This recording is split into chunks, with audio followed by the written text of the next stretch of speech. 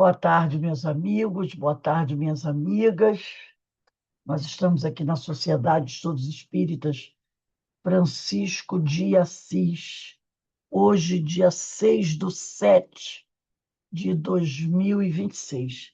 Nesse horário, das 16 horas, nós estudamos essa obra, O Livro dos Espíritos, uma publicação de Allan Kardec.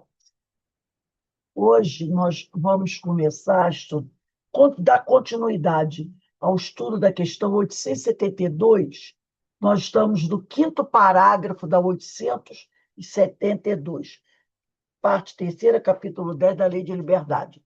Mas antes de nós iniciarmos, vamos aqui elevar o nosso pensamento ao alto, ao nosso Mestre Jesus, ao nosso Pai Criador, agradecendo todas as bênçãos que nós temos recebido, que o Pai nos fortaleça, que o Pai nos ampare e que possamos continuar a nossa caminhada, sempre buscando crescer, sempre buscando melhorar, e também pedindo a Deus que abençoe e fortaleça todos esses nossos irmãos que no momento se encontram em sofrimento, se encontram passando por momentos difíceis, que eles possam ser envolvidos pela misericórdia do Pai. E que o Pai nos dê a permissão para iniciarmos o nosso estudo da tarde de hoje, graças a Deus.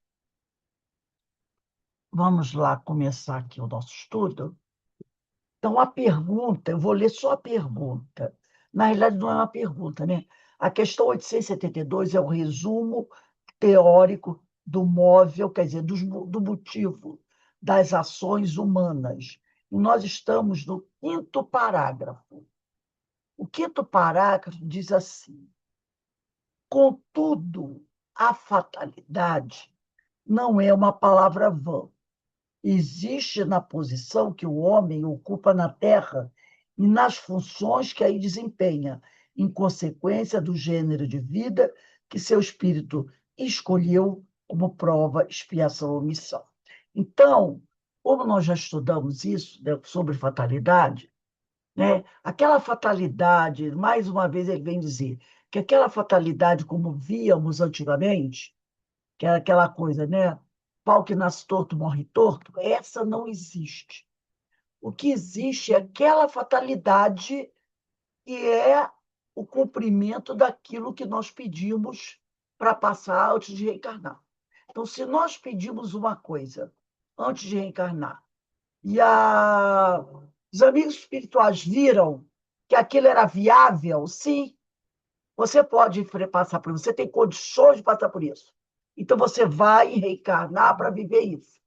Isso vai acontecer. Se a fatalidade é essa, é na escolha, tá, da posição, das funções que a gente desempenha aqui, em consequência do gênero de vida que o espírito escolheu como prova, expiação ou missão. Aí existe a fatalidade. Aí ele continua aqui. Ele, o espírito, sofre fatalmente todas as vicissitudes dessa existência, que ele está encarnado, e todas as tendências, boas ou más, que lhe são inerentes. Então, se nós somos espíritos evoluídos, nós vamos viver, né?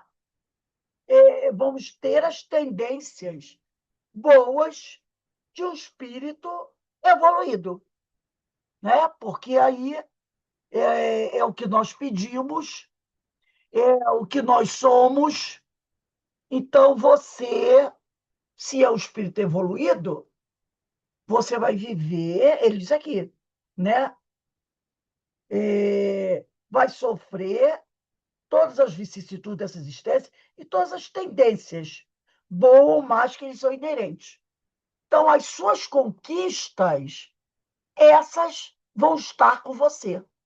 Você não vai perder. São suas conquistas. Essas são suas, você vai levar. Né? Agora, se a pessoa tem aquela imoralidade, espírito muito inferior, Ele vai levar isso com ele. Ele não vai perder isso. Porque a pessoa diz assim, ah, mas encarnou, não esqueceu? Esqueceu do passado. Mas o que é dele é dele. O que é dele é dele. Inclusive, quem assistiu ontem o seminário não, o fórum, onde a Maris deixou bem claro que a oportunidade da reencarnação, a gente encarna para progredir, porque a gente esquece. Então, é uma bênção a encarnação, porque você vai esquecer o seu passado. Agora, quando a pessoa está no desdobramento do sono, ou quando o espírito desencarna, tudo aquilo que ele fez do passado, ele vai lembrar. Aí ela falou do suicida, né? Que a cena do martírio dele, do suicídio dele vai ficar na cabeça dele. Se não foi suicida, mas foi um criminoso, os crimes que nós cometemos, nós vamos lembrar, a não ser que por uma misericórdia divina, espiritualidade, por piedade nossa, resolva deixar a gente meio esquecido, a mente apagada, quando a gente está no plano espiritual. Eles também podem fazer isso, né? Se eles veem que aquela lembrança está torturando demais o espírito que está no plano espiritual e não está deixando ele caminhar, eles podem até lá no plano espiritual temporariamente apagar da memória dele a lembrança, como foi aquele caso que nós falamos da Regina, das crianças, dos sobrinhos dela, lembra? Temporariamente o espírito pode até, eles podem até dar um apagão na mente do espírito quando é desencarnado. Mas o normal é que, estando desencarnado ou do desdobramento, você volta a ter a lucidez, a lembrança de tudo que você fez. E aí a coisa é problemática. Agora, quando a gente reencarna, o Hermínio de Miranda, naquele livro Diversidade dos Carismas, ele até fala, né? Bendito o corpo. Porque quando a gente vem para cá, a gente tem a oportunidade de, durante o tempo que a gente vai ficar aqui, esquecer o que nós fizemos de mal. As nossas besteiras, a gente esquece. E esquecendo, você tem chance de começar a fazer as coisas, né? Sem ficar com aquela perturbação da lembrança do passado. Fala, Ana. Nossa.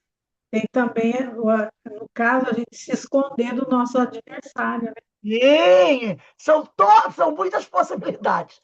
É o esquecimento do passado temporário, é vocês ter a oportunidade de se esconder temporariamente, que às vezes eles nos descobrem.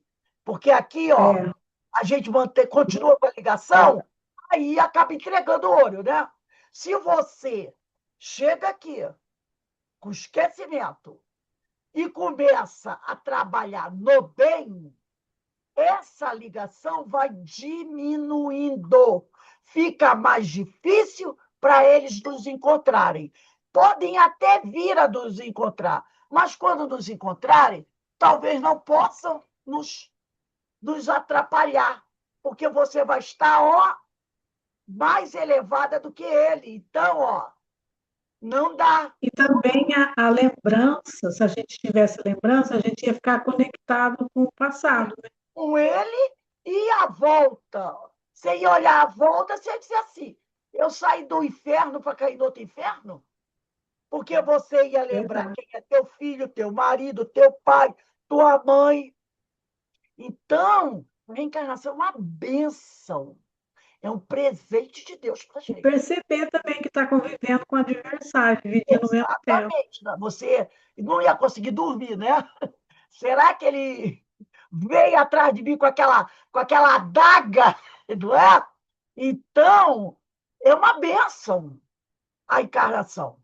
É o esquecimento. E aí você tem a oportunidade de avançar. Porque tu não lembra dele, mas eles também não lembram de você quando nós estamos encarnados. Né? Agora, quem está lá está procurando. Mas se você, temporariamente, você fica fora do alcance dele. E se você começar trabalhando bem, mais longe do alcance dele você vai ficando com o tempo, né?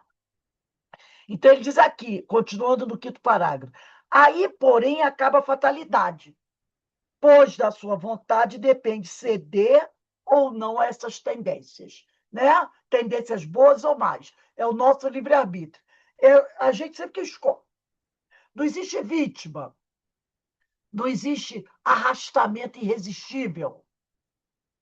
Os pormenores dos acontecimentos, esses ficam subordinados às circunstâncias que o espírito próprio cria pelos seus atos, sendo que nessas circunstâncias podem os espíritos influir pelo pensamento que surgiram.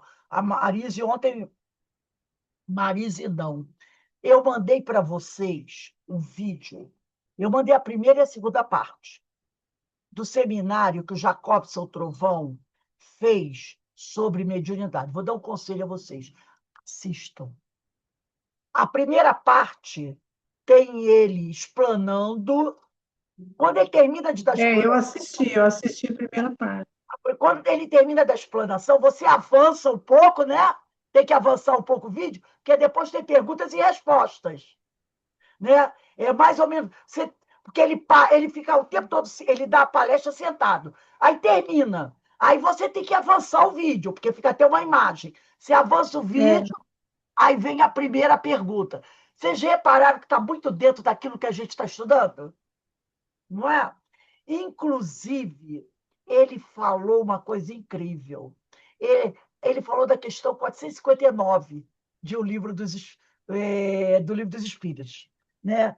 Eu vou até pegar aqui. O meu eu não consegui ainda terminar de ver esse primeiro, não. Estou terminando. Aí depois é que eu vou ver o segundo vídeo. Olha a primeira, a 459. Ele influi os espíritos em nossos pensamentos e nossos atos. E ele falou o seguinte, que o livro dos médiuns é uma, vamos dizer assim, uma continuidade dessa pergunta. O livro dos médiuns, ele falou, é um estudo baseado nessa pergunta. Influi os espíritos em nossos pensamentos e nossos atos? Daqui dessa pergunta vai surgir o livro dos médiuns.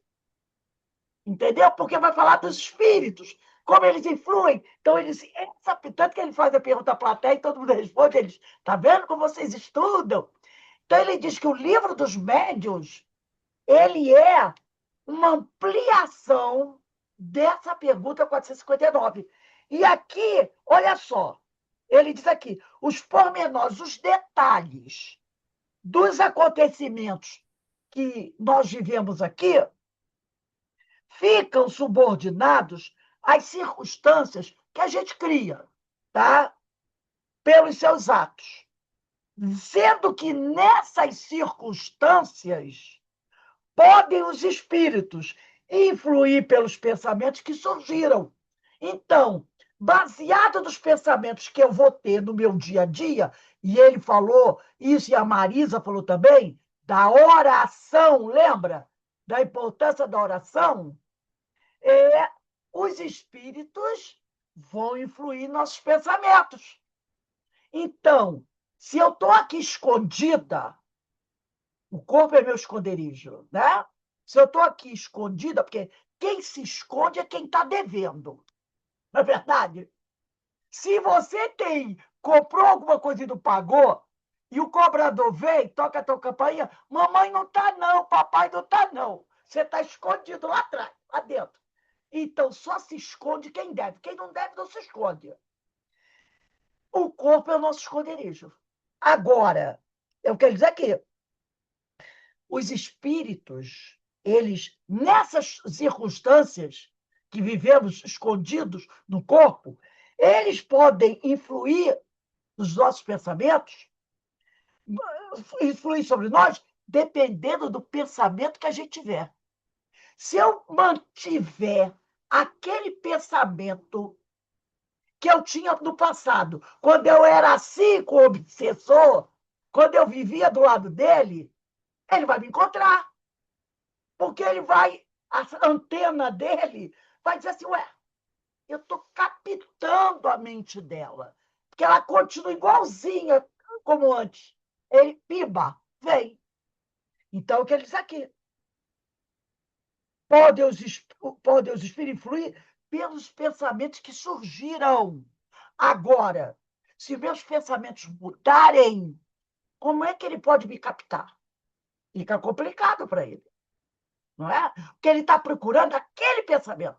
Mas se eu não estou mais com aqueles pensamentos, fica difícil ele me encontrar. Então, nessa questão do que o Jacob Strovão falou, ele diz da 159, 459, influência oculta dos espíritos em nossos pensamentos e atos, ele fala que o livro dos médios surgiu a partir daí, a partir dessa pergunta. Né? Muito interessante. E, gente, assista aquele primeiro vídeo. E quando acabar a explanação dele, avança, é uns 15 ou 20 minutos, que é justamente o intervalo. Aí vem perguntas e respostas, muito importantes. Inclusive, ele vai dizer, né, que tem muita gente que estuda mediunidade fazendo vínculo com reunião mediúnica. Vou estudar mediunidade. Vou estudar reunião mediúnica. Ele disse, não, a reunião mediúnica é um dos aspectos da mediunidade, um deles. Mas o estudo da mediunidade é muito mais amplo. A reunião mediúnica é um dos aspectos. Mas tem gente que acha assim, é para estudar mediunidade? Já sei, estudar a reunião mediúnica. Isso que dá. Então, tem gente que faz esse equívoco, né? E ele fala da importância de se estudar a mediunidade. Eu gostei muito. Quando eu terminar de ler, eu ainda estou no meio das perguntas. Aí eu vou para o vídeo número 2. E parece que é muito bom o vídeo número 2. Eu acho que eu mandei para vocês também. Então, ele vai dizer aqui, no 6º parágrafo, a fatalidade, portanto, nos acontecimentos que se apresentam, por serem estas consequências da escolha que o espírito fez da sua existência de homem. Então, o que eu estou vivendo aqui e os, as circunstâncias, aí sim, foram coisas que eu escolhi. E dentro do que eu escolhi, de repente eu escolhi uma coisa, mas aí eu não estou cumprindo bem com o que eu escolhi. Aí vai ter algumas consequências. Outras vezes, eu estou fazendo até muito melhor do que eu escolhi. Isso também são consequências, viram boas consequências. Porque você escolheu, às vezes, fazer até o número 3. Mas aí você está fazendo 4, 5 ou 6. Entendeu? Às vezes você escolheu até o número 3, mas só está fazendo até o número 1 e o número 2. Vai ter problema, porque você escolheu aquilo. E foi aceito aquilo, vendo que você tinha condições. Mas aí você chega e não cumpre. Aí é que ele vai dizer, né? Pode deixar de haver fatalidade no resultado de tais acontecimentos, visto ser possível ao homem, pela sua prudência, modificar-lhes o curso. Nunca há fatalidade nos atos da vida moral. Então, nos atos da vida material, a coisa pode mudar. Então, de repente, está lá, olha, eu gostaria de ter a pessoa passar uma dificuldade de saúde muito grave para poder reparar isso, reparar aquilo. Aí a pessoa encarna e começa, ó, pá, pá, pá, pá, pá. Se não vai de um disco, se não vai pelo amor, vai pela dor. Às vezes eu pedi a dor, mas às vezes eu tô tanto enfronhada no amor, na prática da caridade, que é a amor e ação, que vai atenuar o que eu pedi da dor. Não, a espiritual vai dizer, não precisa passar tudo isso, não. Porque ela tá trabalhando muito. Então, o amor, como dizia Jesus, cobre a multidão de pecados. Então, às vezes, você pediu para passar por uma doença grave, para poder resgatar. Mas você está trabalhando tanto no bem que essa dor que você pediu fica atenuada pelo que você está passando, você está fazendo. Agora, então, tudo isso é o aspecto que material, é a doença, né? A dificuldade financeira. Agora, ele diz aqui, agora, nunca há fatalidade nos atos da vida moral. Nos atos da vida moral, não. Não há essa fatalidade. Porque é justamente essa questão. Tá? Nos atos da vida material pode ter fatalidade. Ah, pediu para ter uma doença, vai ter. Pediu para passar por uma situação financeira difícil, vai passar. É os aspectos materiais. Agora, no ato de vida moral, não há fatalidade. Porque você pode o quê? É isso que eu falei.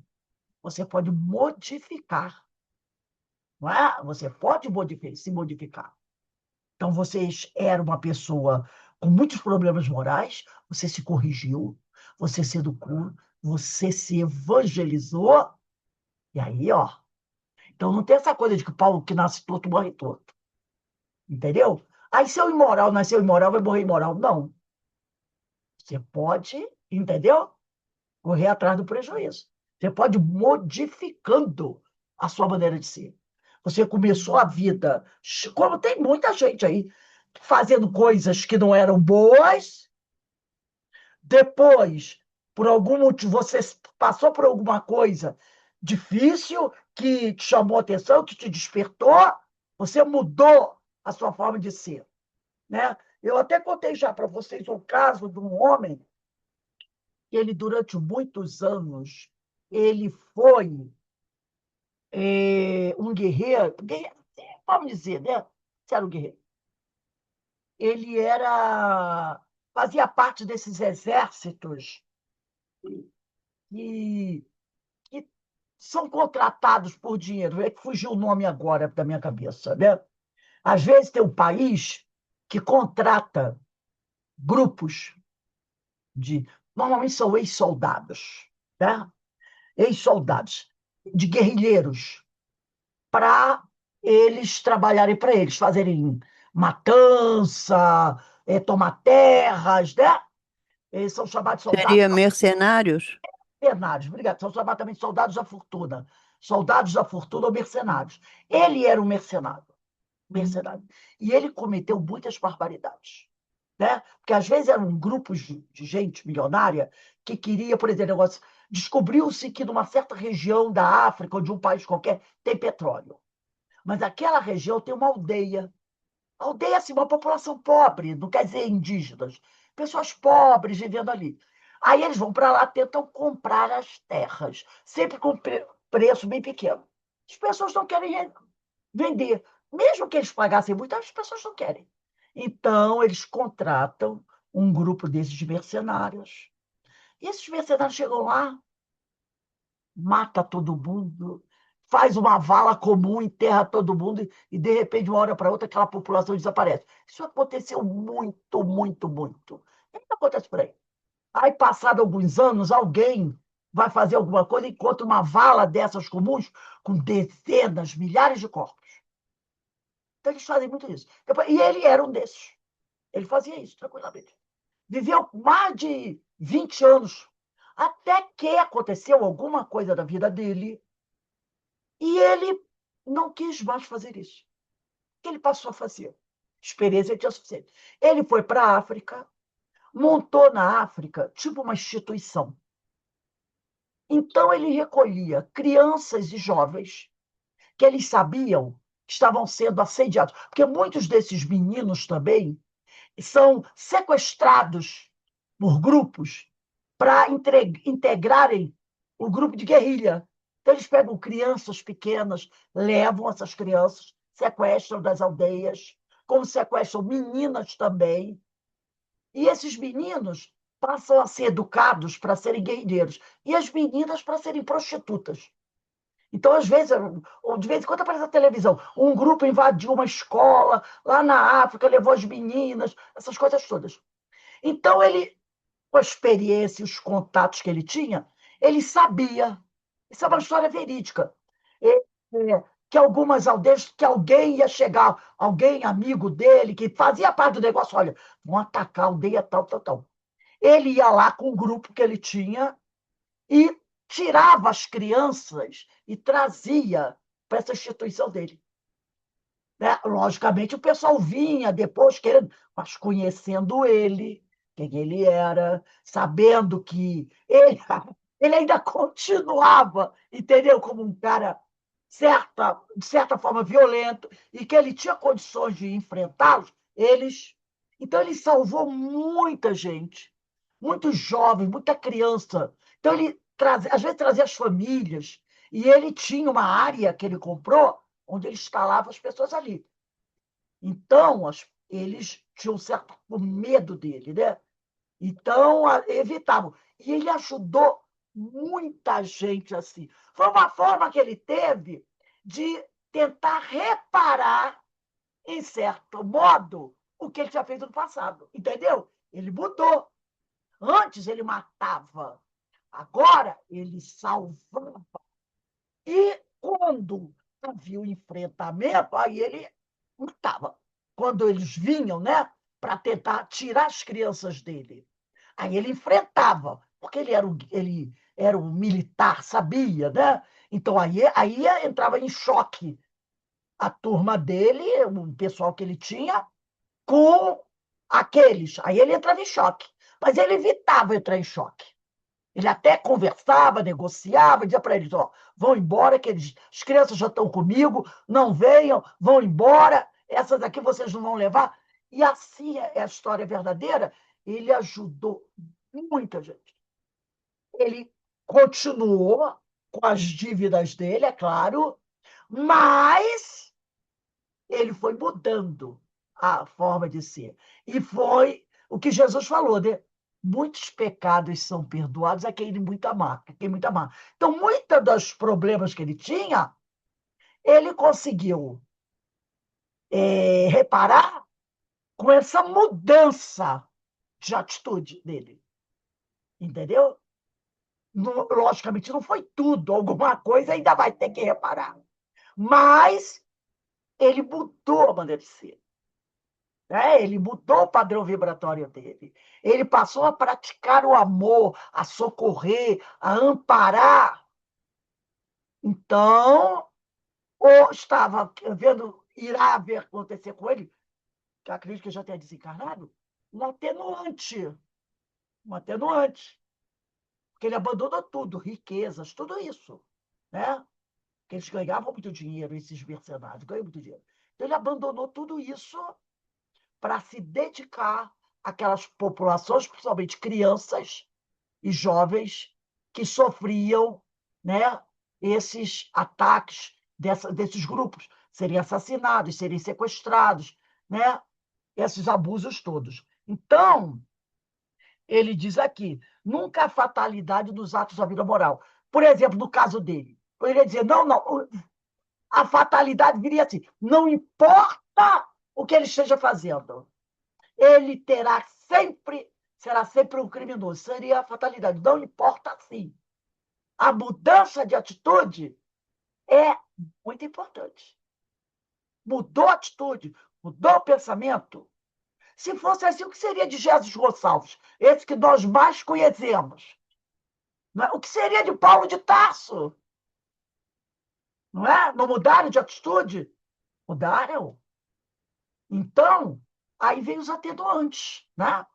O alívio. Aí vamos lá, 7º parágrafo. No que concerne à morte, é que o homem se acha submetido em absoluta e inexorável lei da fatalidade. A morte é uma fatalidade, porque ninguém vai ficar aqui para semente. Todos, todos um dia terão que desencarnar. Aí você pode dizer que tem uma fatalidade. Fatalidade, poderíamos dizer, o espírito, quando a reencarnação, para os que precisam, como também foi dito, né, no seminário, conforme o espírito vai evoluindo, ele vai deixar de reencarnar. Só vai reencarnar no caso de uma missão. Então, reencarnar para melhorar, espírito puro não precisa. Né?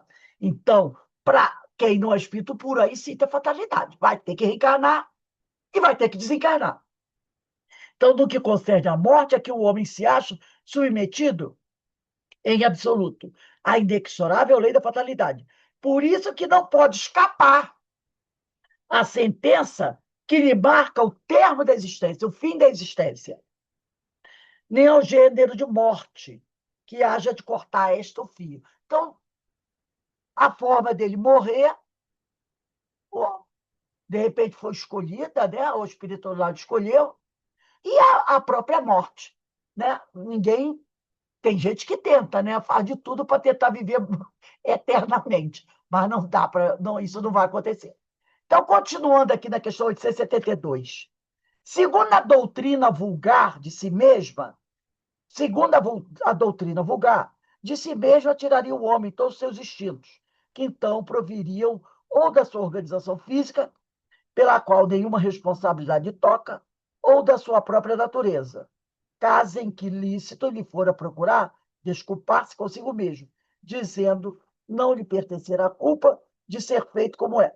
Quer dizer, existe, né, em algumas religiões, essa ideia de que esse instinto, essa maneira de você ser, vem do seu próprio corpo. Então, por exemplo, ele é muito nervoso, porque ele é um homem, vamos dizer assim, que tem o fígado assim, tem a bilis assim. Então, é o corpo dele que torna o sujeito como ele é, né? Botando a culpa no corpo. A carne é fraca. O detalhe da carne é fraca. Então, a carne é fraca. Né? Então, segundo a doutrina vulgar, essa doutrina comum, de si mesmo tiraria o homem todos os seus instintos, que então proviriam, esses instintos proviriam ou da sua organização física, do seu corpo, pela qual nenhuma responsabilidade toca o homem, ou da sua própria natureza, caso em que lícito lhe fora procurar desculpar-se consigo mesmo, dizendo não lhe pertencer a culpa de ser feito como é. Seria aquela coisa, papai era assim, eu nasci assim. Papai era muito nervoso. Consequência, eu sou muito nervoso. Né? Papai era muito agressivo. Papai era uma pessoa que. Aquela coisa, né? Filho de peixe, peixinho é. Né? Não tem esse ditado aí? Filho de peixe, peixinho é. Tá? Então, segundo a doutrina vulgar, o, ou o problema vem do seu corpo, ou por você ser muito magro ou muito gordo, isso causa em você certas coisas, e você não consegue escapar disso, ou é aquela história, filho de peixe, peixinho é. Né? E aí não me cabe a culpa, porque meu pai era assim, meu avô era assim, eu sou assim, eu não tenho culpa. É da minha família. A minha família, toda ela sempre foi assim. Sempre foram agressivos, mentirosos, assassinos. Então não tenho culpa. Está no meu DNA. Quando eu fui gerada do meu DNA, já tinha um punhalzinho. Se vocês olharem bem para o meu DNA, vão ver lá um punhalzinho. E a gente sabe que não é assim, né? Mas tem gente que prega isso. Aí ele diz aqui: muito mais moral se mostra, indiscutivelmente, a doutrina espírita. Ela admite no homem o livre arbítrio, em toda a sua plenitude. E se lhe diz que, praticando mal, ele cede a uma sugestão estranha e má, em nada lhe diminui a responsabilidade. Porque o cara diz assim, mas não fui eu, alguém mandou eu fazer isso. Aí eu fiz. Ué, mas você não sabia que o que ele estava mandando você fazer era errado? Sabia.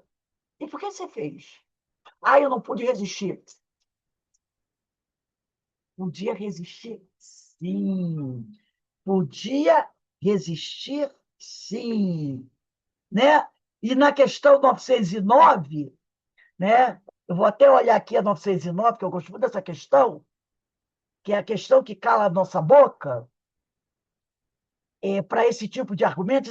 Poderia sempre o homem, 909, tá? No capítulo 12 da perfeição moral, na parte terceira.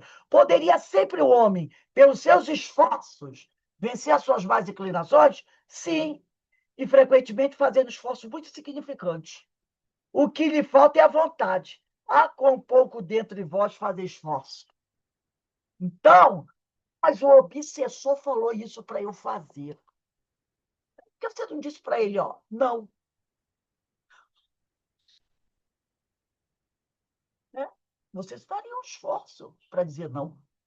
Mas é o que ele fala, né? Muitos não querem fazer esforços, né?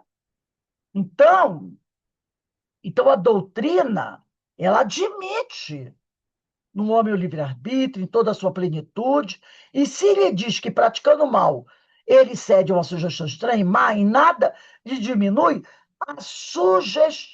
a responsabilidade, pois lhe reconhece o poder de resistir, o que, evidentemente, lhe é muito mais fácil do que lutar contra a sua própria natureza. Então, como diz Kardec, não há arrastamento irresistível. Se existisse, seria uma covardia. Seria uma covardia, né? Deus joga sobre mim uma coisa que eu não tenho condição de resistir. Então, aí eu sou vítima. Eu sou vítima. Porque se eu não tenho condições de resistir a isso, eu sou vítima. Mas eu tenho condições de resistir. Claro que eu tenho. Então, só que para eu resistir, eu vou ter que fazer algumas escolhas. E é aí que mora o perigo.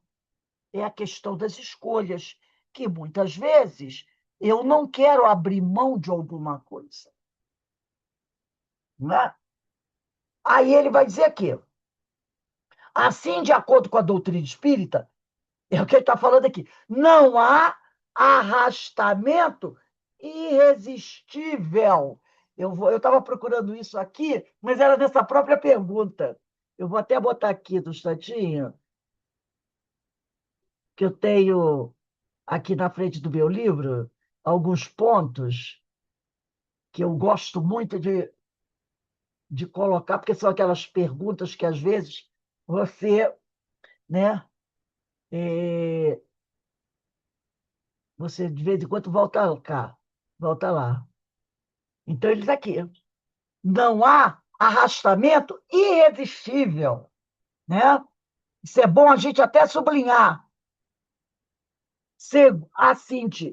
Assim, de acordo com a doutrina espírita, não há arrastamento irresistível. O homem pode sempre, e ele usou a palavra sempre, não é de vez em quando, tá? Que a gente gosta mesmo de vez em quando, mas não é de vez em quando. O homem pode sempre, como ele disse aqui, cerrar, fechar ouvidos à voz oculta que lhe fala do íntimo, induzindo ao mal. Como pode cerrá-los a voz material daquele que lhe fala ostensivamente? Quer dizer, você está na rua e de repente alguém começa a discutir com você. Você pode muito bem dizer assim, virar as costas e ir embora. Pronto, você parou de ouvir aquela pessoa. Você foi embora, deixou ela discutindo sozinha. A mesma coisa você pode fazer com aquela vozinha, o canto da sereia que vem do invisível. Pode, pela ação da sua vontade, né? Pode, pela ação da sua vontade, pedindo a Deus a força necessária, os ombros fortes, e reclamando para tal fim, reclamando quer dizer, pedindo a assistência dos bons espíritos. Foi o que Jesus nos ensinou por meio da sublime prece, que é a oração dominical, que a gente está estudando o Sermão do Monte. Quando manda que digamos, não nos deixes sucumbir à tentação, mas livra-nos do mal. Então, quando eu falo isso está em Mateus, quem quiser anotar aí, ó, Mateus capítulo 6, versículo 13. Quando eu, na minha oração do Pai Nosso, eu digo, não nos deixes cair em tentação, mas livra-nos do mal, eu estou Eu estou pedindo para Deus fazer o milagre, pegar o obsessor, mandar embora e me deixar livre? Não! Porque se ele faz isso, onde está a minha parte de esforço? Então, quando eu digo, não nos deixes sucumbir à tentação, mas livra-nos do mal, quer dizer, Senhor, dai-me forças, ombros fortes, para que eu mande o obsessor embora. Não é Deus pegar o obsessor pelo colarinho e levar embora. E eu ficar aqui numa boa. Não. Se Deus também tirasse o obsessor, a gente ia chamar ele de volta. E aí depois, não é? Rapidinho, ó. Não Foi ia adiantar fácil. nada. Se foi fácil, eu chamo. Agora, se é difícil para mim, eu não vou querer ele de volta. Então, não nos deixes cair em tentação, mas livrai-nos do mal, né? É o quê? Senhor, dai-me forças para eu não sucumbir. Não sucumbir à tentação. É isso aqui. Essa teoria da causa determinante, esse é o 9º parágrafo. Essa teoria da causa determinante dos nossos atos ressalta com evidência de todo ensino que os espíritos têm dado. Não só é sublime de moralidade, mas também acrescentaremos, eleva o homem aos seus próprios olhos. Mostra-os livre de subtrair-se a um jugo obsessor, como livre é de fechar sua casa aos importunos. E livre é livre-arbítrio também. Você pode abrir ou fechar sua casa. Você que sabe, a casa é sua. Você que sabe se vai manter essa casa de porta fechada para não entrar ninguém intruso, ou se vai deixar a porta escancarada para entrar quem quiser. Ele deixa de ser simples máquina, né? Marionete, atuando por efeito de uma impulsão independente da sua vontade, para ser um ente racional que ouve, julga e escolhe livremente de 2 conselhos. Então, não somos marionetes, porque nós raciocinamos. Nós é que escolhemos o caminho e assumimos as consequências daquilo que escolhemos. Parágrafo 10. Aditemos que, apesar disto, o homem não se acha privado de iniciativa. Não deixa de agir por impulso próprio, pois que, em definitivo, ele é apenas o espírito encarnado que conserva sob o envoltório corporal as qualidades e os defeitos que tinha como espírito. Então, estou aqui encarnada com meus defeitos, com as minhas qualidades, com a minha liberdade de escolher o caminho que eu quero seguir. Conseguintemente, as faltas que cometemos têm por fonte primária a imperfeição do nosso próprio espírito, que ainda não conquistou a superioridade moral, que um dia alcançará, mas que nem por isso carece de livre-arbítrio. Então, se eu ainda estou fazendo besteira, é porque eu ainda sou um espírito de terceira ordem, um espírito perfectível, né? A caminho da perfeição, que não sei tudo. Então, de vez em quando, eu faço besteira mesmo, né? Mas que eu sempre tenho a liberdade de escolha.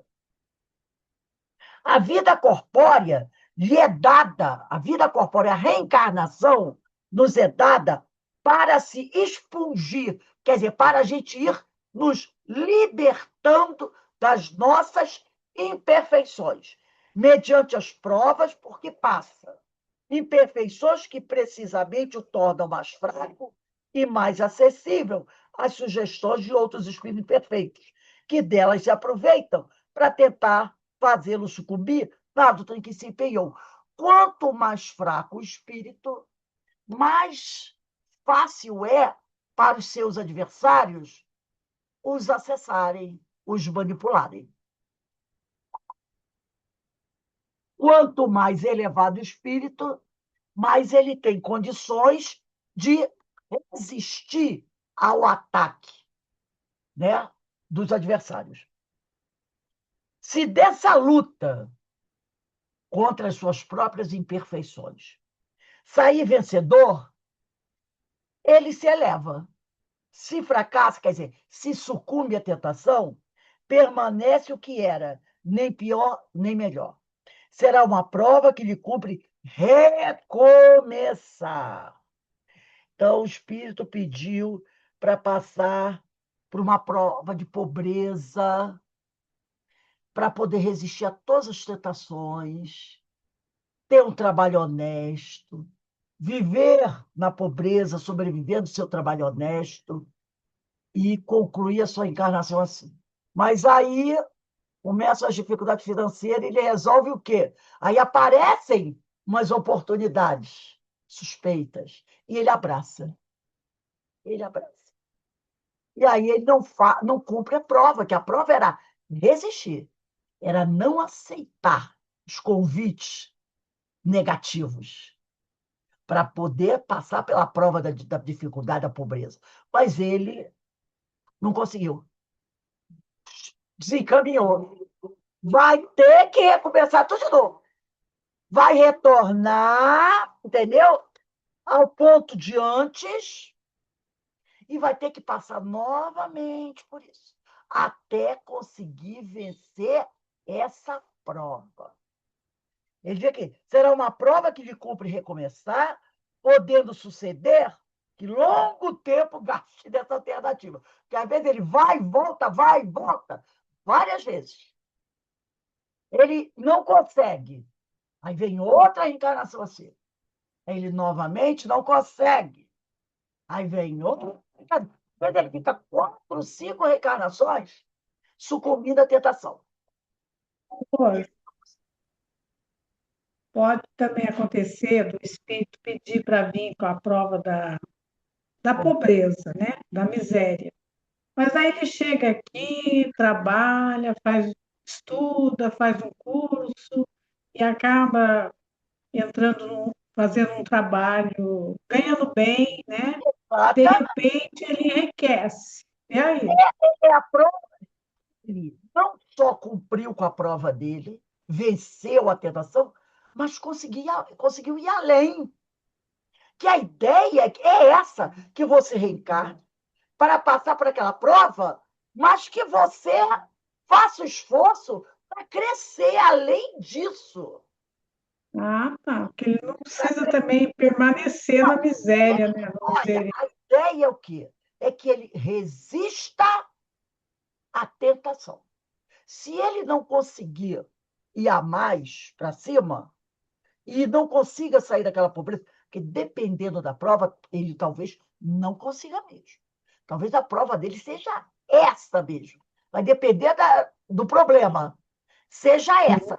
Ele veio para a pobreza e vai morrer na pobreza. Mas da pobreza honesta.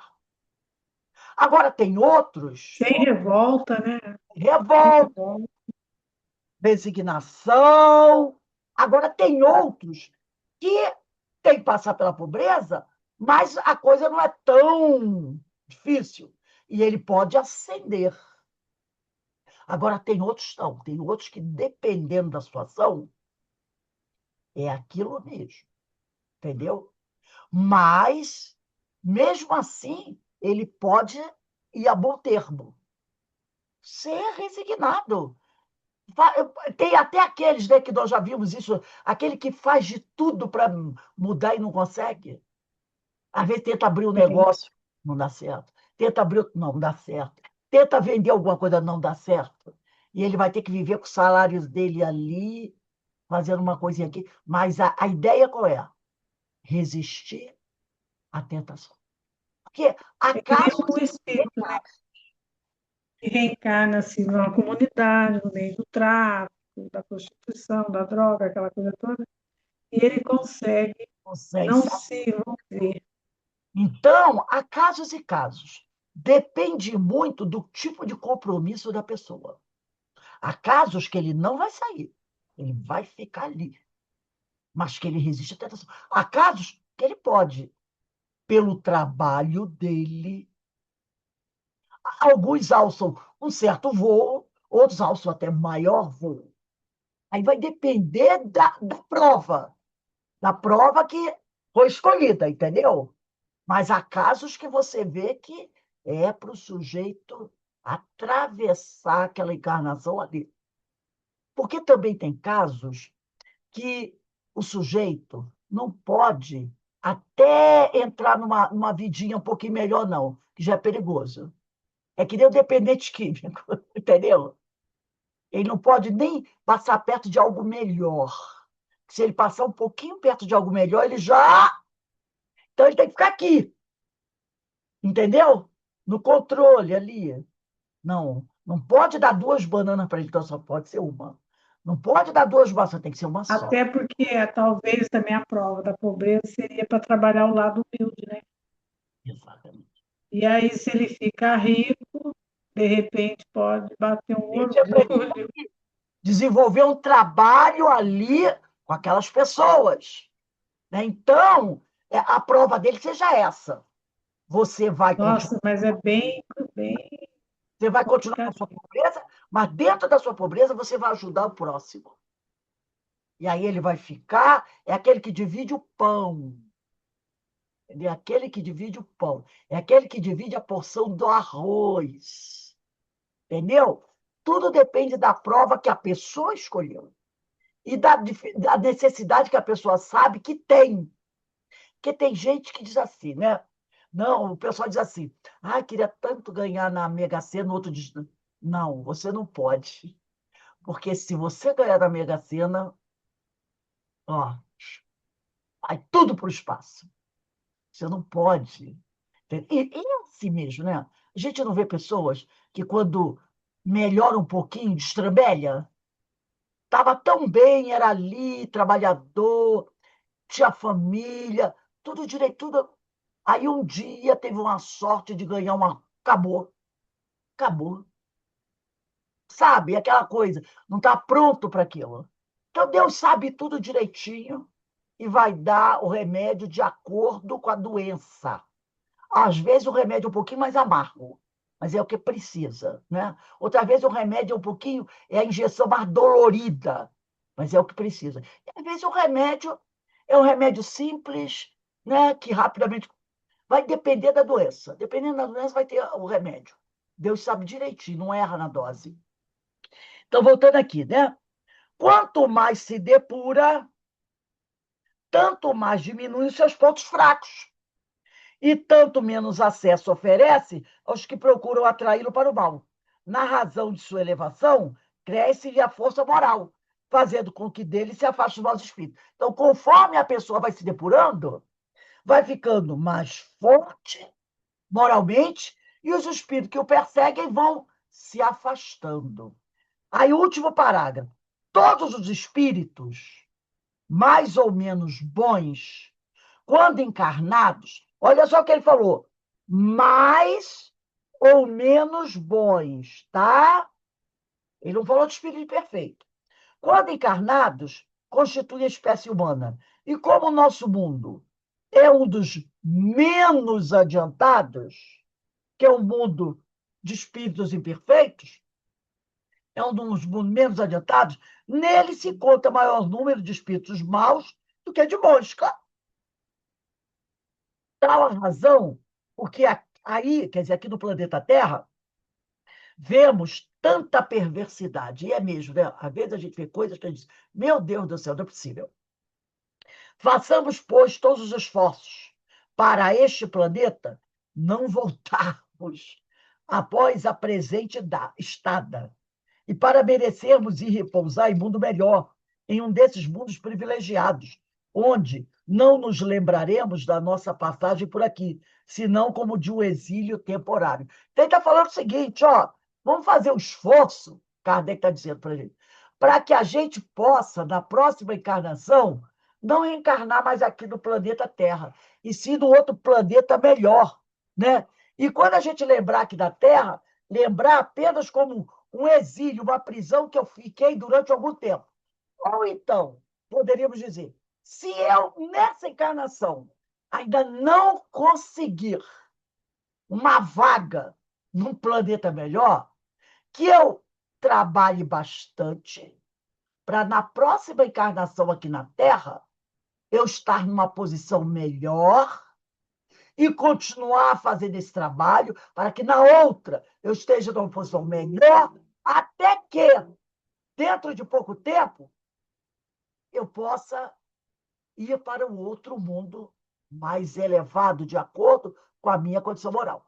Como ele falou, todos nós vamos fazer isso, mas dependendo do nosso livre-arbítrio, alguns, e da nossa inteligência, alguns vão fazer isso mais rápido do que outros. Mas todo mundo vai fazer. Todo mundo vai fazer. A não ser um caso excepcional, como o doutor Bezerra, que pediu para ficar aqui. Mas, na maioria, todo mundo vai embora. Entendeu? E outros virão para ocupar o nosso lugar. Agora, quando eu vou, depende só de mim, e não da vontade de Deus. Depende do esforço que eu estou fazendo por me melhorar. Né? E da prática da caridade, do amar a Deus sobre todas as coisas e ao próximo como a ti mesmo. Então, depende de nós. Né?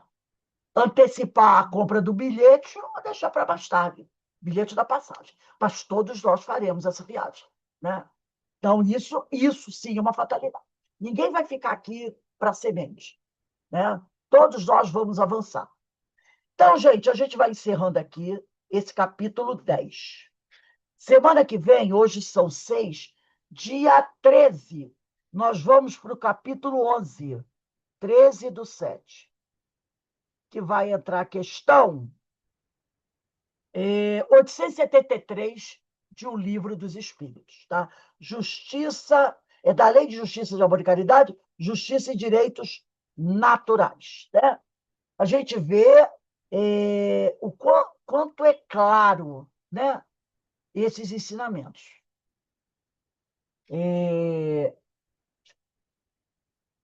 Não tem nada assim que a gente não consiga entender. Muito claro para a gente entender. Só não entende quem não quer. É o ensinamento. Então, nós vamos dar uma paradinha agora, daqui a pouco a gente retorna, quando for lá para as 5h25, por aí, mais ou menos, o estudo da obra Dramas da Obsessão, que já está até acabando. Eu acredito que até final de julho a gente deva acabar, e depois eu vou mostrar já a próxima obra, tá bom? Que Deus nos abençoe, que Deus nos fortaleça e que todos nós prossigamos nessa caminhada, sempre das nossas orações, pedindo a Deus o quê? Ombros fortes, coragem, força, para que a gente possa, com sabedoria, com inteligência, vencer todos esses obstáculos. Não é? E com certeza o Pai vai nos dar essa força. Então, vamos fazer esse diálogo com Deus, que é a oração, que Ele gosta muito. Ele gosta muito de conversar com a gente. Que Deus nos abençoe. Eu vou passar aqui para a Denise e daqui a pouco a gente está de volta. Um beijo no coração de todos. E hoje nós temos, né, a nossa palestra pública, o tema é Jesus Veio. Olha só que tema maravilhoso. 6h30 da tarde, todos estão convidados.